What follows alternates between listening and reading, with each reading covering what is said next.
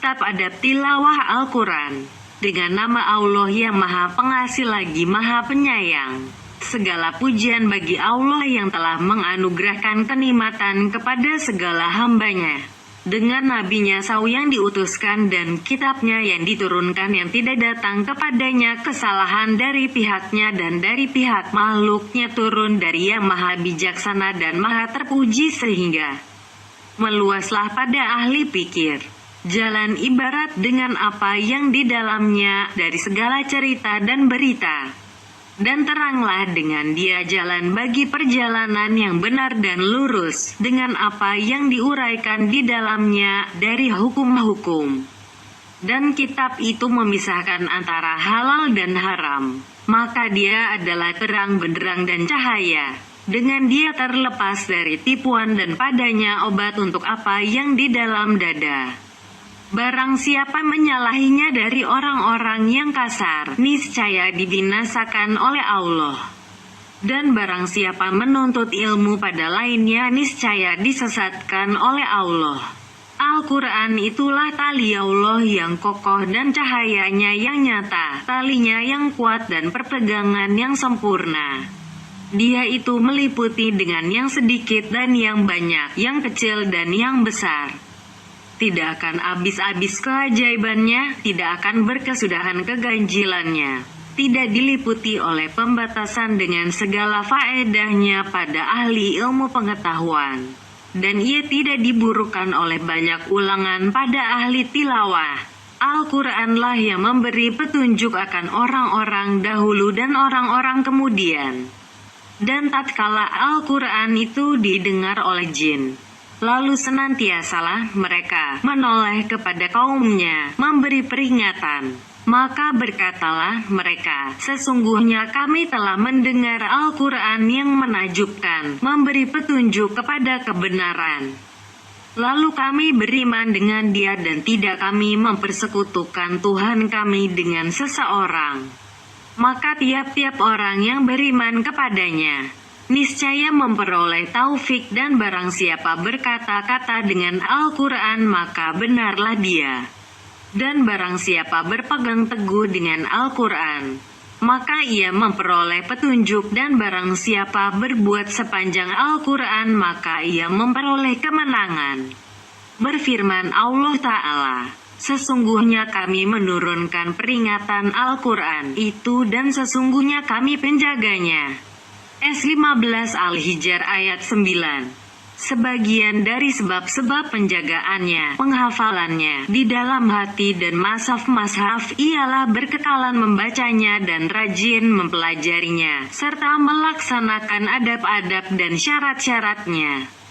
Dan menjaga apa yang di dalamnya dari segala amalan batin dan adab zahir. Yang demikian itu tak boleh tidak daripada penjelasan dan penguraian. Dan terbukalah segala maksudnya itu dalam 4 bab.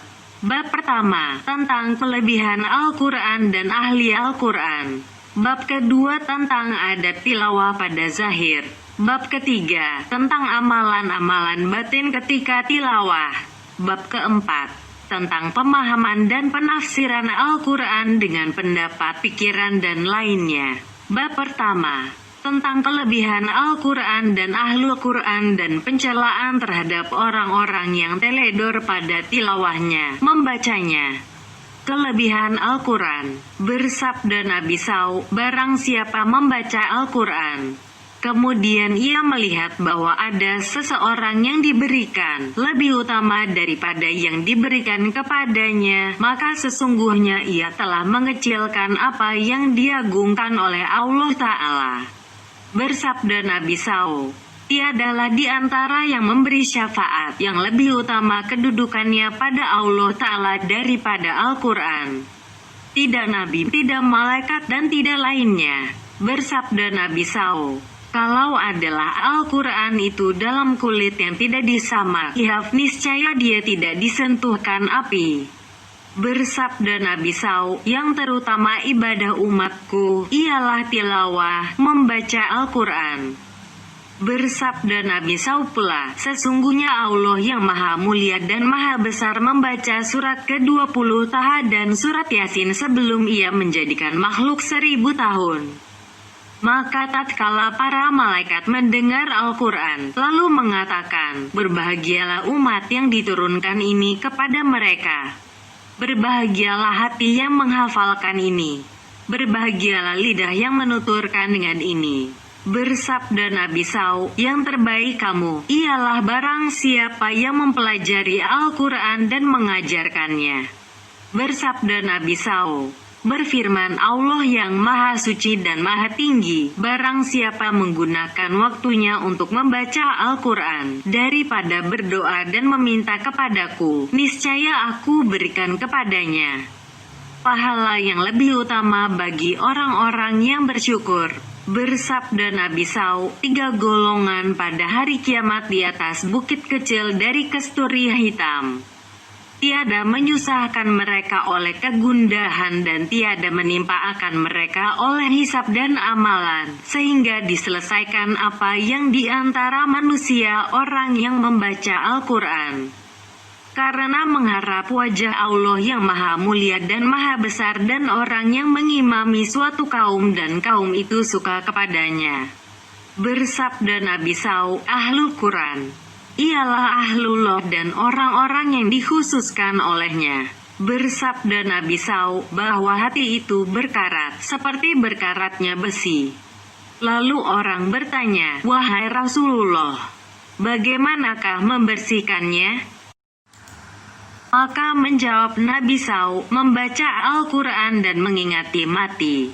Bersabda Nabi SAW, lebih bersangatanlah perhatian Allah kepada pembaca Al-Quran daripada orang yang mempunyai penyanyi kepada penyanyinya. Menurut Atsar, di antara lain, berkata Abu Umamah Al-Bahili, bacalah Al-Quran dan janganlah tertipu kamu oleh mashaf-mashaf yang bergantungan ini. Sesungguhnya Allah Ta'ala tiada mengazabkan hati yang menjadi karung Al-Quran. Berkata Ibnu Mas'ud, apabila kamu menghendaki ilmu pengetahuan, maka bacalah Al-Quran. Sesungguhnya dalam Al-Quran itu ilmu orang-orang dahulu dan orang-orang kemudian. Berkata Ibnu Mas'ud pula, bacalah Al-Quran. Sesungguhnya kamu diberikan pahala dengan tiap-tiap huruf daripadanya 10 kebaikan. Sesungguhnya aku tiada mengatakan satu huruf itu alif lam mim, tetapi alif 1 huruf, lam 1 huruf dan mim 1 huruf. Berkata Ibnu Mas'ud pula, tidaklah bertanya seorang kamu tentang dirinya, melainkan tentang Al-Quran. Kalau ia mencintai dan menajubkannya akan Al-Quran, maka dia mencintai akan Allah SWT dan Rasul-Nya SAW.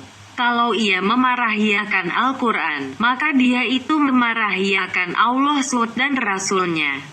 Berkata Amr bin Aish, tiap-tiap ayat dalam Al-Quran adalah 1 derajat dalam sorga dan 1 lampu dalam rumahmu. Berkata Amr bin Aish pula, barang siapa membaca Al-Quran, niscaya masuklah kenabian, nubuah di antara kedua lembungnya. Hanya tidak diturunkan wahyu kepadanya. Berkata Abu Hurairah, sesungguhnya rumah yang dibacakan padanya Al-Quran, niscaya lapanglah penghuni rumah itu, banyaklah kebajikannya, datanglah kepadanya malaikat dan keluarlah daripadanya setan-setan. Dan sesungguhnya rumah yang tidak dibacakan padanya kitabullah azza wa jalla, niscaya sempitlah penghuninya, sedikitlah kebajikannya. Keluarlah daripadanya malaikat dan datanglah kepadanya setan-setan. Berkata Ahmad bin Hanbal, aku bermimpi Allah azza wa jalla yang maha mulia dan maha besar di dalam tidur, maka aku bertanya, wahai Tuhanku, apakah yang lebih utama yang didekati dengan itu oleh orang-orang yang mendekati al-mutakaribun kepadamu? Menjawab Allah yang maha mulia dan maha besar, dengan kalamku, perkataanku, wahai Ahmad. Berkata Ahmad bin Hanbal, lalu aku bertanya, wahai Tuhanku, dengan mengerti atau tanpa mengerti? Menjawab Allah yang maha mulia dan maha besar, dengan mengerti atau tanpa mengerti. Berkata Muhammad bin Ka'b Al-Qardi, apabila manusia mendengar Al-Quran daripada Allah yang maha mulia dan maha besar pada hari kiamat, maka seakan-akan mereka itu belum pernah sekali-kali mendengarnya. Berkata Al-Fudail bin Iyad, seyogyanya bagi seorang pembawa Al-Quran bahwa tak ada keperluannya kepada seseorang dan kepada khalifah dan orang-orang yang di bawahnya. Maka seyogyanya hajat keperluan manusia ramai ada padanya.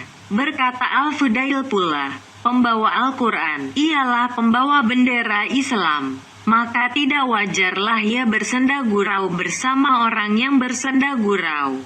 Tidaklah ia lupa bersama orang yang lupa, dan tidaklah ia berbuat yang sia-sia bersama orang yang berbuat sia-sia, karena mengagungkan hak Al-Quran.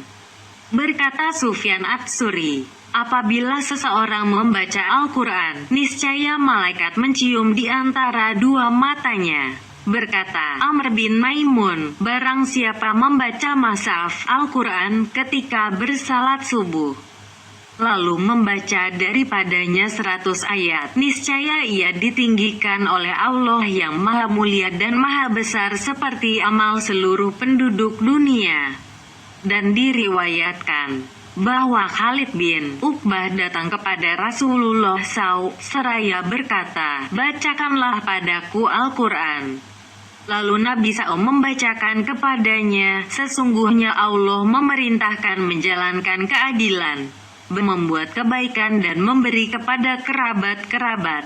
Lalu Khalid berkata kepada Nabi SAW, ulangilah. Maka Nabi SAW mengulanginya. Kemudian berkata Khalid, demi Allah sesungguhnya Al-Quran itu mempunyai kemanisan, padanya kecantikan, bawahnya berdaun dan atasnya berbuah, dan tidaklah ini dikatakan oleh manusia. Berkata Al-Hasan, demi Allah, tidaklah selain dari Al-Quran yang kaya dan tidaklah sesudahnya yang di atas. Berkata Al-Fudail, barang siapa membaca akhir surat ke-59 Al-Hasyr ketika pagi-pagi hari, kemudian ia meninggal pada hari itu, niscaya dicapkan baginya dengan kap orang-orang syahid. Dan barang siapa membacanya ketika sore-sore hari, kemudian ia meninggal pada malamnya, niscaya dicapkan baginya dengan kap orang-orang syahid. Dialah Allah yang tiada Tuhan selain Dia, yang mengetahui yang gaib dan yang nyata. Dialah yang maha pemurah lagi maha penyayang. Surah 59/22. Dialah Allah yang tiada Tuhan selain Dia, Raja yang maha suci, yang maha sejahtera, yang mengaruniakan keamanan, yang maha memelihara, yang maha perkasa, yang maha kuasa, yang memiliki segala keagungan. Maha suci Allah dari apa yang mereka persekutukan. Surah 59/23. Dialah Allah yang menciptakan, yang mengadakan, yang membentuk rupa, yang mempunyai Asmaul Husna. Bertasbih kepadanya apa yang di langit dan bumi. Dan dialah yang maha perkasa lagi maha bijaksana. Surah 59/24. Berkata Al-Qasim bin Abu Rahman, aku bertanya kepada sebahagian orang-orang yang kuat beribadah, tidaklah di sini seseorang yang dapat menjadi teman rapat? Lalu orang tadi mengambil Al-Quran dan meletakkan di atas pangkuannya. Seraya berkata, ini, berkata Ali bin Abi Thalib, 3 perkara menambahkan pemeliharaan badan dan menghilangkan dahak, bersugi, berpuasa dan membaca Al-Quran. Tentang celaan orang-orang yang lalai. Berkata Anas bin Malik, banyaklah pembaca Al-Quran dan Al-Quran itu mengutuknya. Berkata Maisarah, yang asing itu, ialah Al-Quran pada mulut orang zalim. Berkata Abu Sulaiman Ad-Darani, malaikat Zabaniyah itu lebih cepat kepada para pembaca Al-Quran yang mendurhakai Allah yang maha mulia dan maha besar daripada para penyembah berhala. Ketika mereka itu mendurhakai Allah sesudah membaca Al-Quran. Berkata sebagian ulama, apabila seorang anak Adam membaca Al-Quran, kemudian mencampurkannya dengan perkataan lain, kemudian kembali lalu membaca lagi, niscaya dikatakan kepadanya, mengapakah engkau begitu dengan kalam kata-kataku? Berkata Ibnu Ramah, aku menyesal atas hafalanku akan Al-Quran, karena sampai kepadaku bahwa teman-teman Al-Quran itu ditanyakan tentang apa yang ditanyakan nabi-nabi daripadanya pada hari kiamat. Berkata Ibnu Mas'ud, seyogyanya bagi seorang pembawa Al-Quran mengenal dengan malamnya apabila manusia itu tidur dan mengenal dengan siangnya ketika manusia itu berlebih-lebihan dengan kesusahannya apabila manusia itu bersuka-sukaan dengan tangisnya, apabila manusia itu tertawa-tawa dengan diamnya, apabila manusia itu masuk dalam pembicaraan dan dengan khusyuknya, apabila manusia itu sombong. Dan seyogyanya bagi seorang pembawa Al-Quran berkeadaan tenang dan lemah lembut, dan tidak wajarlah berkeadaan tegang, pemarah, memekik-mekik, membuat keributan dan bersikap keras sebagai besi. Bersabda Nabi SAW, kebanyakan yang menjadi munafik dari umat ini ialah kurangnya para ahli bacaan Al-Quran. Bersabda Nabi SAW, bacalah Al-Quran, di mana ia melarang engkau dari perbuatan maksiat. Maka kalau ia tidak melarang engkau dari perbuatan maksiat itu, niscaya tidaklah engkau membacakannya. Bersabda Nabi SAW, tiada beriman dengan Al-Quran orang yang menghalalkan barang yang diharamkannya. Berkata sebahagian salaf, sesungguhnya seorang hamba Allah memulai suatu surat dari Al-Quran, maka berdoa para malaikat kepadanya sampai selesai ia dari surat itu. Dan sesungguhnya seorang hamba memulai suatu surat dari Al-Quran, maka para malaikat mengutukinya sampai selesai ia dari surat itu. Maka ditanyakan kepada salaf tadi, mengapakah demikian? Lalu ia menjawab, apabila hamba itu menghalalkan yang dihalalkan surat tersebut dan mengharamkan yang diharamkannya, maka berdoalah para malaikat kepadanya. Dan kalau tidak demikian, maka para malaikat itu mengutuknya. Berkata sebahagian ulama, sesungguhnya seorang hamba yang membaca Al-Quran lalu mengutuk dirinya sendiri, dan ia tidak tahu seraya membaca, ketahuilah kutukan Allah itu ke atas orang-orang zalim. 11 Hud ayat 18. Dan dia zalim terhadap dirinya sendiri. Dan ketahuilah, kutukan Allah itu ke atas orang-orang pendusta, sedang ia sebahagian daripada mereka. Berkata Al-Hasan, sesungguhnya kamu membuat pembacaan Al-Quran itu beberapa jarak jauh dan kamu jadikan malam itu unta. Maka kamu mengendarai unta itu, lalu kamu menumpuh dengan dia jarak-jarak jauhnya. Dan sesungguhnya orang-orang yang sebelum kamu memandang Al-Quran itu surat-surat rasail dari Tuhannya, maka mereka memahamkannya pada malam dan melaksanakannya pada waktu siang. Berkata Ibnu Mas'ud, diturunkan Al-Quran kepada mereka supaya diamalkannya, lalu mereka membuat pelajarannya amalan. Sesungguhnya seseorang daripada kamu hendaklah membaca Al-Quran dari permulaannya, Fatihah, sampai kepada kesudahannya, Khatimah. Apa yang dihilangkan daripadanya sesuatu huruf, sesungguhnya ia telah menghilangkan amalan dengan huruf itu.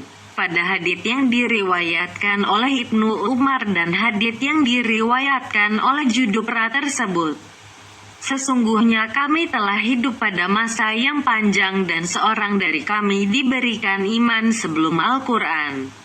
Maka diturunkan suatu surat kepada Muhammad lalu dipelajarinya yang halal, yang haram, yang menyuruh dan yang melarang serta apa yang sewajarnya ia berdiri padanya daripada surat itu.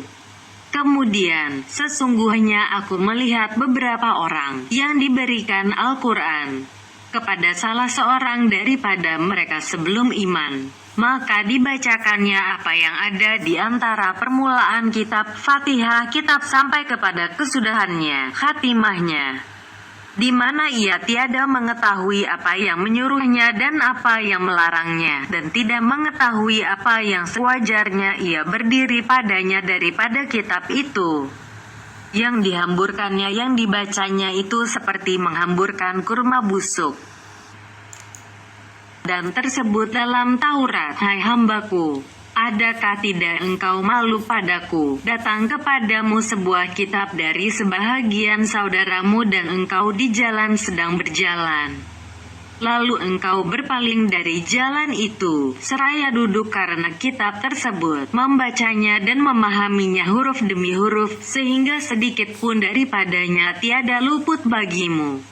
Dan ini kitabku, yang aku turunkan kepadamu. Lihatlah, berapa banyak aku terangkan di dalamnya penjelasan bagimu dan berapa banyak aku ulang-ulangi di dalamnya kepadamu, supaya engkau perhatikan panjang dan lebarnya. Kemudian engkau berpaling dari kitab itu. Adakah aku ini lebih hina padamu dari sebahagian saudaramu itu, hai hambaku?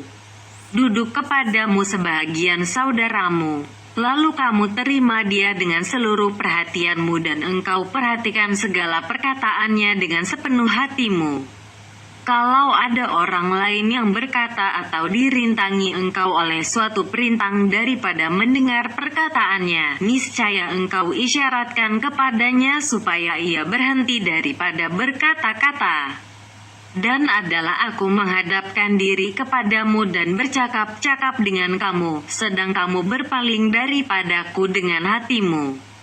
Apakah engkau jadikan aku lebih hina padamu daripada sebahagian saudaramu? Bab kedua, mengenai yang zahir, luar dari adab tilawah, membaca, yaitu 10 perkara. Pertama, tentang keadaan pembaca, yaitu ia di dalam mutlu, bersikap di dalam keadaan adab dan tenang, baik ia berdiri atau duduk menghadap kiblat, menundukkan kepala. Tidak duduk secara melipatkan kedua tapak kaki di bawah kedua paha, mutarabi. Tidak duduk secara bertekan, mutaki, dan tidak duduk secara sombong. Dan adalah duduknya dengan sendirian itu seperti duduknya di hadapan guru. Keadaan yang paling utama ialah membaca Al-Quran itu di dalam salat dengan berdiri dan adalah itu di dalam masjid. Maka itulah amalan yang paling utama. Kalau membaca Al-Quran dengan tanpa wudhu dan dia sedang berbaring di atas tikar, maka baginya keutamaan juga, tetapi kurang dari yang tadi. Berfirman Allah Ta'ala, orang-orang yang mengingati Allah ketika berdiri dan duduk, ketika berbaring, dan mereka memikirkan tentang kejadian langit dan bumi. S3 Ali Imran ayat 191. Maka Allah Ta'ala memujikan semuanya, tetapi mendahulukan berdiri pada mengingati Allah, kemudian duduk, kemudian mengingati sambil berbaring. Berkata Alira, barang siapa membaca Al-Quran, di mana ia berdiri di dalam salat, niscaya adalah baginya dengan tiap-tiap huruf itu 100 kebajikan. Dan barang siapa membacanya, di mana ia duduk di dalam salat, maka baginya dengan tiap-tiap huruf itu 50 kebajikan.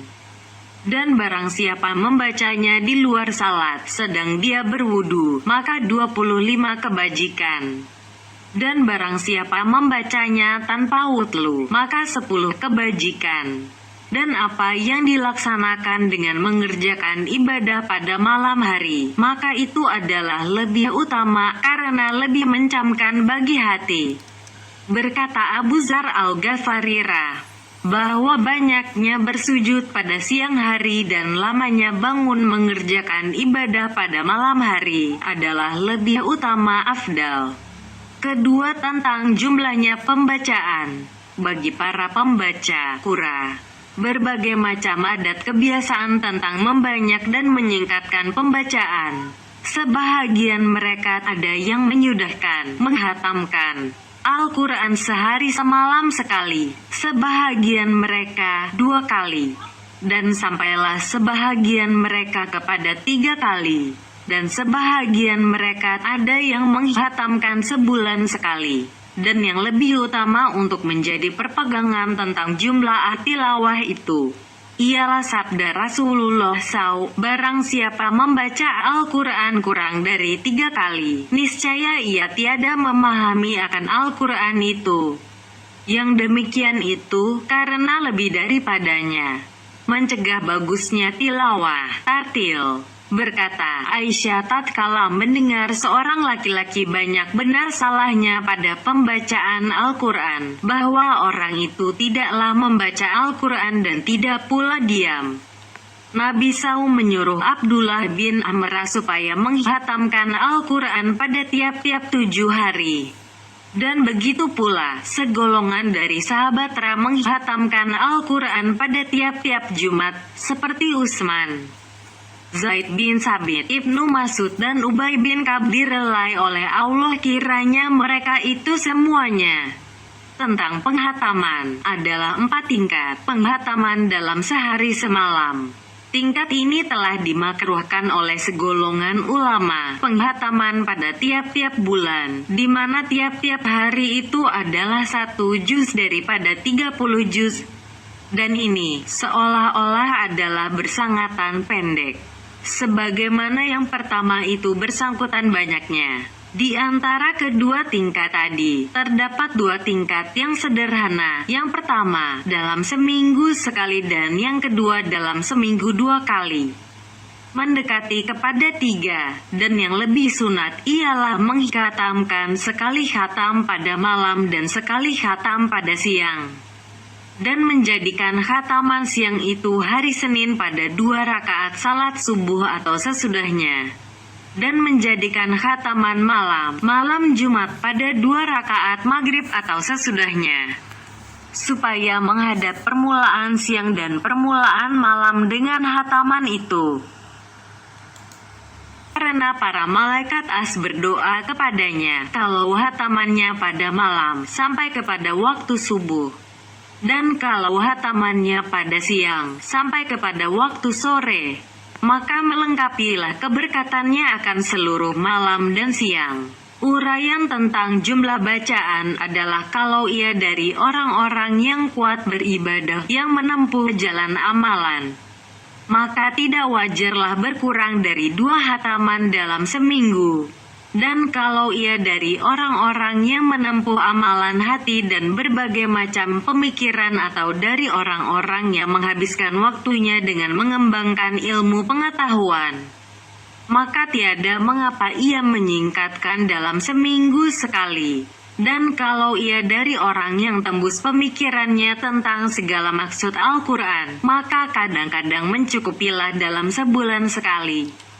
Karena banyak keperluannya untuk membanyakkan mengulang-ulangi dan meneliti. Ketiga, tentang cara pembahagian. Adapun orang yang menghatam dalam seminggu sekali, maka dibagikan Al-Quran kepada 7 golongan. Adalah para sahabat menggolongkan Al-Quran kepada beberapa golongan. Diriwayatkan bahwa Utsman memulai malam Jumat dengan surat Al-Baqarah sampai kepada surat Al-Ma'idah. Malam Sabtu dengan surat Al-An'am sampai kepada surat Hud. Malam Ahad dengan surat Yusuf sampai kepada surat Maryam. Malam Senin dengan surat Taha sampai kepada Tasin Mim, Musa dan Firaun. Malam Selasa dengan surat Al-Ankabut sampai kepada surat Sa'ad. Malam Rabu dengan surat Tanzil sampai kepada surat Ar-Rahman. Dan disudahinya, dikhatamkannya pada malam Kamis. Adalah Ibnu Mas'ud membagi Al-Quran kepada beberapa bahagian. Tidak menurut tertib susunan tadi. Ada orang yang mengatakan bahwa kumpulan Al-Quran itu 7. Kumpulan pertama adalah 3 surat. Kumpulan kedua adalah 5 surat. Kumpulan ketiga adalah 7 surat. Kumpulan keempat adalah 9 surat. Kumpulan kelima adalah 11 surat. Kumpulan keenam adalah 13 surat. Dan kumpulan ketujuh yang terurai adalah dari surat Kahf sampai kepada penghabisan Al-Quran. Begitulah dibuat kumpulannya oleh para sahabat Ra, dan mereka membacanya adalah seperti yang demikian. Dan tentang itu terdapat hadits dari Rasulullah SAW. Dan ini adalah sebelum dibuat berbagi 1/5, 1/5, 1/10, 1/10 dan berjus-berjus. Maka yang selain ini adalah diada-adakan. Keempat, tentang penulisan. Disunatkan membaguskan penulisan dan penjelasan Al-Quran. Dan tiada mengapa dengan bertitik dan bertanda merah dan lainnya. Karena itu adalah penghiasan dan penjelasan serta pencegahan dari kesalahan dan tidak betul bacaan bagi orang yang membacakannya. Adalah Al-Hasan dan Ibnu Sirin menantang pembagian 1/5, 1/5, 1/10, 1/10 dan berjus-jus. Diriwayatkan dari Asy-Sya'bi dan Ibrahim akan makruhnya titik-titik dengan warna merah dan mengambil upah atas perbuatan itu. Mereka mengatakan, lepaskanlah Al-Quran dari yang demikian.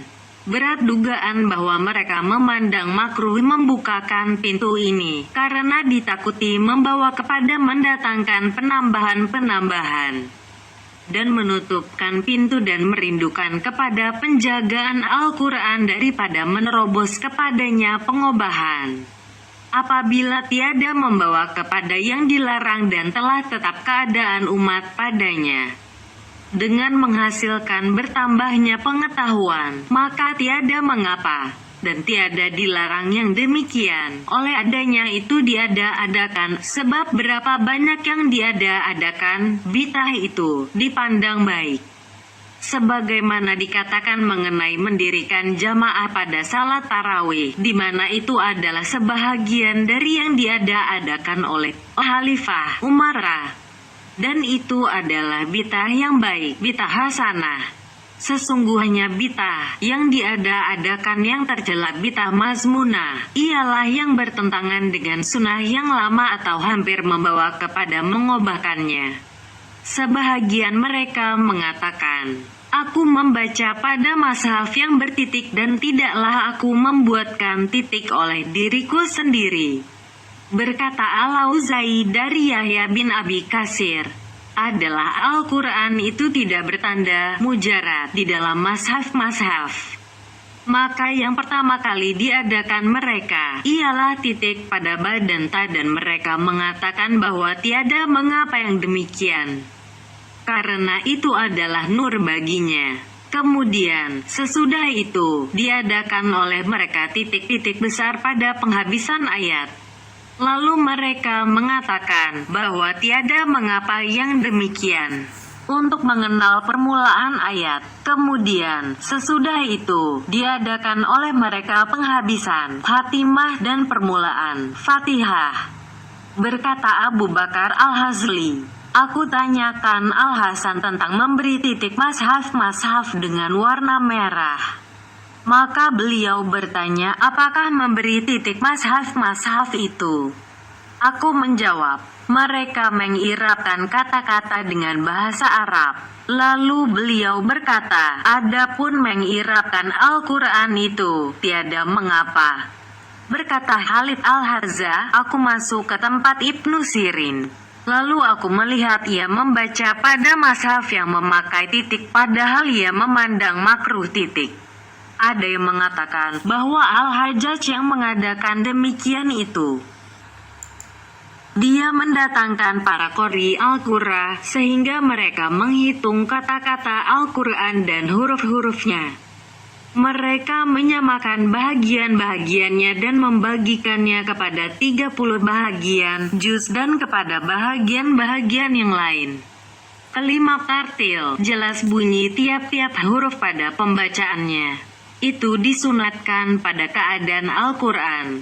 Karena akan kami terangkan bahwa yang dimaksud dari pembacaan itu, ialah mengenangkan artinya, tafakur. Dan tartil itu menolong kepada tafakur. Dan karena itulah dijelaskan oleh Ummu Salmah akan bacaan Rasulullah SAW. Dia menyifatkan bacaan Nabi SAW yang menjelaskan bunyi huruf demi huruf. Berkata Ibnu Abbas, sesungguhnya aku membaca surat Al-Baqarah dan Ali Imran dengan aku tartilkan dan aku pahamkan akan pengertiannya adalah lebih aku sukai daripada membaca Al-Quran seluruhnya dengan cepat-cepat. Berkata ia pula, sesungguhnya aku membaca surat Iza Zulzilat dan Al-Qaryah dengan memahami artinya adalah lebih aku sukai daripada membaca surat Al-Baqarah dan Ali Imran dengan cepat-cepat. Ditanyakan Mujahid tentang dua orang yang masuk dalam salat, lalu lama berdiri keduanya di dalam salat itu sama, kecuali yang seorang membaca surat Al-Baqarah saja dan yang seorang lagi membaca Al-Quran seluruhnya. Maka menjawab Mujahid, keduanya tentang pahala yang diperolehnya adalah sama. Ketahuilah bahwa tartil itu disunatkan, tidak untuk semata-mata bagi pemahaman artinya.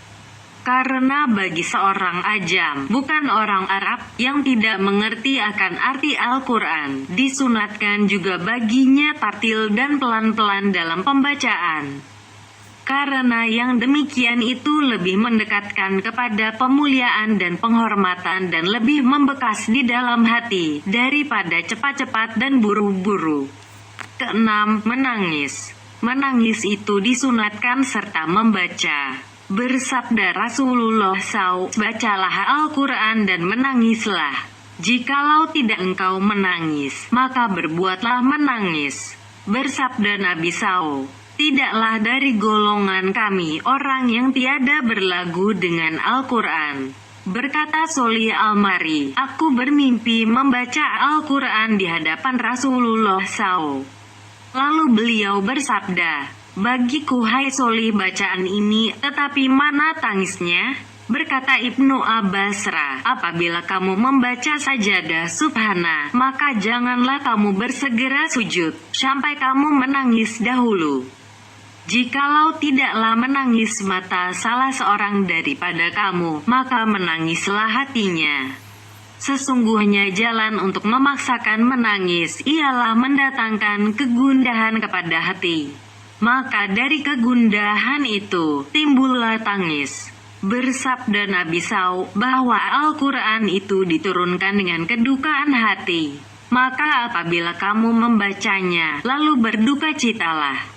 Cara mendatangkan kedukaan hati ialah memperhatikan akan apa yang ada di dalamnya tentang berita menakutkan, janji azab karena durhaka, waid segala macam janji dan perikatan yang diperpegangi. Kemudian, memperhatikan keteledoran tentang segala perintah dan larangannya. Maka dengan itu, sudah pasti akan gundah hati dan menangis. Jikalau tidak datang kegundahan hati dan tangisan, sebagaimana datangnya pada orang-orang yang berhati suci bersih, maka hendaklah menangis di atas ketiadaan kegundahan hati dan tangisan. Dan yang demikian itu adalah bahaya-bahaya yang paling besar. Ketujuh, memelihara akan hak-hak ayat. Apabila lalu pada ayat sajadah, niscaya bersujud. Dan begitu pula apabila mendengar dari bacaan orang lain akan ayat sajadah, niscaya bersujud apabila bersujud orang yang membacanya. Dan janganlah sujud, kecuali berada dalam keadaan suci, berwudu. Dalam Al-Quran ada 14 ayat sajadah, dan pada surat Al-Hajj 2 sajadah, dan tak ada pada surat Sa'ad sajadah. Sekurang-kurang sujud, ialah bersujud dengan meletakkan dahi pada bumi tempat sujud. Dan yang sempurna, ialah bertakbir, lalu sujud dan berdoa dalam sujud itu. Dengan apa yang layak menurut ayat yang dibacanya. Seumpama ia membaca firman Allah Ta'ala, mereka sujud meniarap, tasbih memuji Tuhan dan mereka tidak menyombongkan diri. S32 As-Sajdah ayat 15. Maka ia berdoa, wahai Allah Tuhanku, Jadikanlah aku daripada mereka yang bersujud kepada wajah-Mu, yang bertasbih dengan memuji-Mu, dan aku berlindung dengan Engkau. Bahwa aku ini berada sebahagian dari orang-orang yang sombong terhadap amar-Mu atau terhadap para aulia, para wali-Mu, dan apabila membaca firman-Nya, dan mereka menierap dengan dagunya sambil menangis, dan Al-Quran itu menambah ketundukan hati mereka. S17 Al-Isra ayat 109. Maka berdoalah, wahai Allah Tuhanku, jadikanlah aku daripada orang yang menangis kepadamu, yang khusyuk bagimu. Dan begitu juga terhadap tiap-tiap ayat sajadah. Dan disyaratkan pada sujud ini akan segala syarat salat. Dari menutup aurat, menghadap kiblat, suci pakaian dan badan dari hadat dan najis. Dan barang siapa yang tidak suci, tidak berwudu ketika mendengar pembacaan ayat sajadah itu, maka apabila telah bersuci, maka baru sujud. Dikatakan mengenai kesempurnaan sujud itu, ialah bertakbiratul ihram dengan mengangkatkan kedua tangan. Kemudian, bertakbir untuk turun bagi sujud. Kemudian, bertakbir untuk bangkit dari sujud. Kemudian memberi salam. Dan ditambahkan oleh orang-orang yang suka menambahkan akan tasyahud, dan tak ada asal bagi ini, selain dari mengkiaskan kepada sujud salat. Dan itu adalah jauh dari kebenaran. Yang datang amar, ialah pada sujud, maka hendaklah dituruti amar itu padanya. Dan tentang bertakbir untuk turun adalah lebih mendekati bagi permulaan pekerjaan. Sedang selain dari itu, jauh dari kebenaran. Kemudian, seyogyanya makmum sujud ketika sujud imam. Dan janganlah sujud karena tilawahnya sendiri, apabila ia itu makmum. Kedelapan, membaca pada permulaan tilawahnya. Aku berlindung dengan Allah yang mendengar lagi mengetahui dari setan yang kena kutuk. Hai Tuhanku, aku berlindung dengan Engkau dari segala gangguan setan, dan aku berlindung dengan Engkau. Hai Tuhanku, dari kedatangan setan-setan itu kepadaku. Dan hendaklah dibacakan Qul a'udzu birabbin nas dan surat Alhamdulillah. Dan hendaklah diucapkan ketika selesainya dari pembacaan, benarlah Allah yang maha tinggi, dan telah disampaikan oleh Rasulullah SAW. Wahai Allah Tuhanku, berikanlah kemanfaatan kepada kami dengan Dia, dan berikanlah keberkatan bagi kami padanya. Segala pujian bagi Allah Tuhan serwa sekalian alam, dan aku meminta ampun pada Allah yang hidup dan yang berdiri sendiri.